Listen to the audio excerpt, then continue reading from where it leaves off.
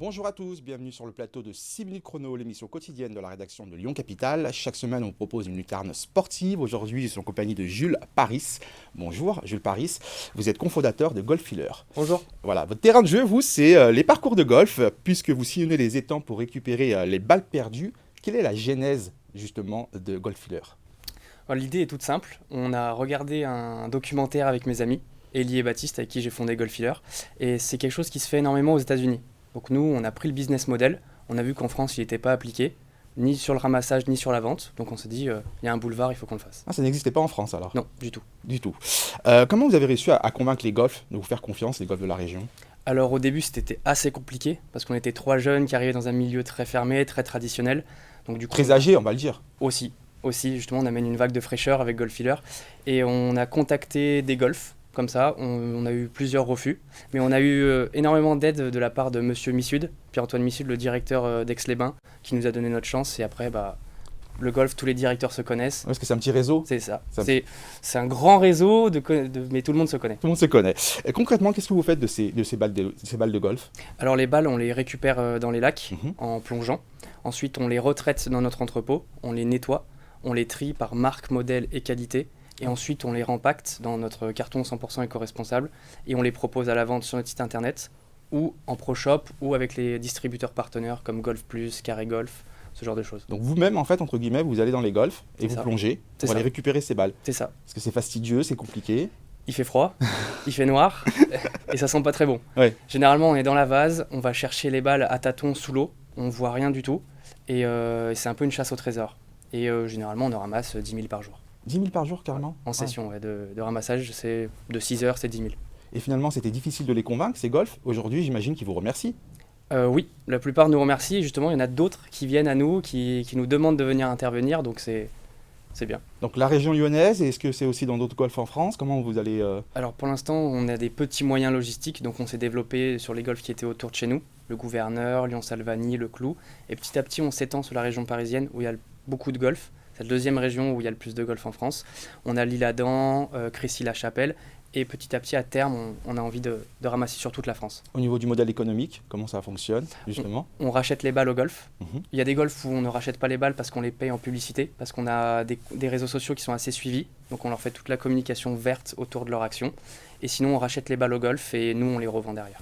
Justement, les réseaux sociaux sur TikTok, c'est incroyable. Vous avez atteint la barre des 300 000 abonnés. On n'imagine pas ça lorsqu'on parle de golf. C'est vrai, mais Surtout TikTok. oui, mais je pense que les gens qui nous suivent ne sont pas là pour le golf. Ils sont là pour l'aventure entre trois amis et aussi pour le côté éco du geste et aussi le côté entrepreneurial. On peut bien segmenter notre communauté sur TikTok. Mais vous êtes vous-même surpris par cet engouement, cette popularité sur les réseaux sociaux? Plutôt, oui. Au début, c'était assez calme. En fait, non, c'était pas assez calme. On a fait une première vidéo qui a fait 5,7 millions de vues.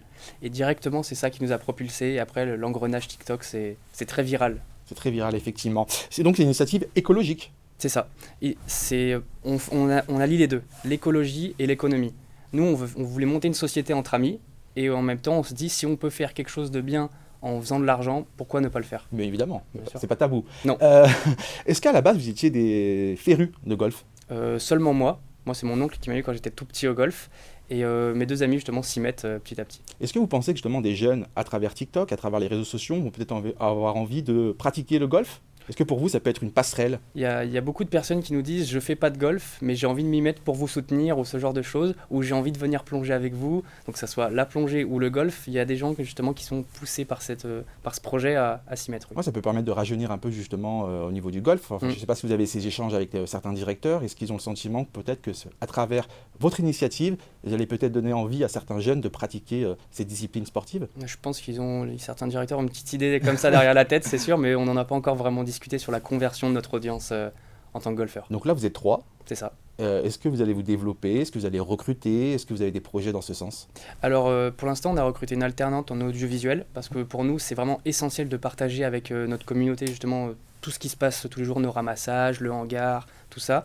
Mais on est en train de recruter quelqu'un en développement commercial pour vraiment démarcher tous les golfs parce qu'à terme, on veut vraiment en N+2 nettoyer partout en France. Toute la France, c'est possible pour vous? C'est possible. Il y a 700 golfs en France. Aujourd'hui, on pense pouvoir les couvrir totalement dans 2 ans. Oui, parce que ça n'existe pas encore une fois ailleurs, en région parisienne ou dans d'autres régions de France, ça n'existe pas. Si, ça existe.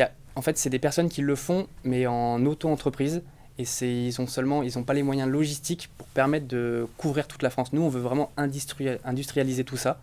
Mais c'est possible justement d'industrialiser tout ça? Parce que là, on a l'impression que c'est un peu un one-shot, on va dire, des jeunes avec qui les sont golfs. motivés. Oui, avec les golfs. Alors, on peut industrialiser tout ça au niveau des golfs parce que ça se remplit en 6 mois, en fait, un golf. Oui. Donc, en 6 mois, on peut revenir et on peut ramasser des balles. Et c'est surtout qu'on peut engager des équipes de plongeurs. Nous, on a des plongeurs à notre disposition qu'on a sourcés, qu'on a contactés. On peut y aller partout en France avec eux et on peut tout ramasser sans souci. En 30 secondes, vos futurs défis, vos futurs projets. Réutiliser tout le plastique qu'on ramasse parce qu'il y a des balles qu'on ne peut pas vendre. Du coup, on est en train de lancer une campagne participative pour créer une machine et financer des études pour recréer ce plastique. Pourquoi pas en faire des polos, des t-shirts, pourquoi pas en faire toute autre chose. Et de couvrir toute la France et l'international à terme. Merci beaucoup d'avoir respecté les 30 secondes. Jules Paris, justement, cofondateur de Golfiller, qu'on vous invite à regarder cette émission et toutes les autres sur votre site préféré, www.leoncapital.fr.